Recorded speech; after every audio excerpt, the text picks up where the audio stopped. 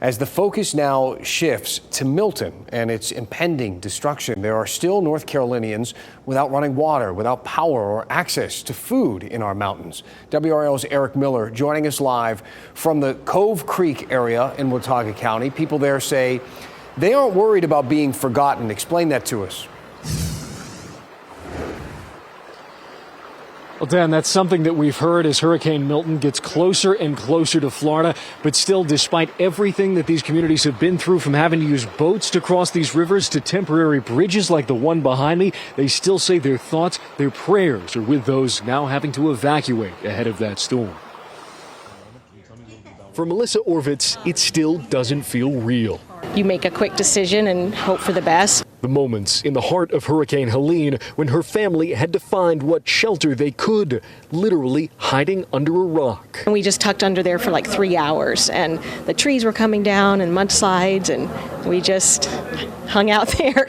Orvitz says they abandoned their home as floodwaters rose. We were thinking being out would be safer than the house being washed away. These photos taken from her front porch show just how close and violent those waters got. Just praying a lot and hoping that we made the right choice. Now, despite all she and her family and this community have endured, there's a new worry 700 miles to the south, Hurricane Milton. Because watching that, I just feel like, it don't make me emotional, like seeing that those people might experience something as devastating as this. Well, we have two significant operations going on, one here in western North Carolina, the other beginning down in Florida. Duke Energy's Jeff Brooks says Milton will not impact operations in the mountains, and the mission here remains deeply personal. You'll look at the faces of our line workers that are out in the field.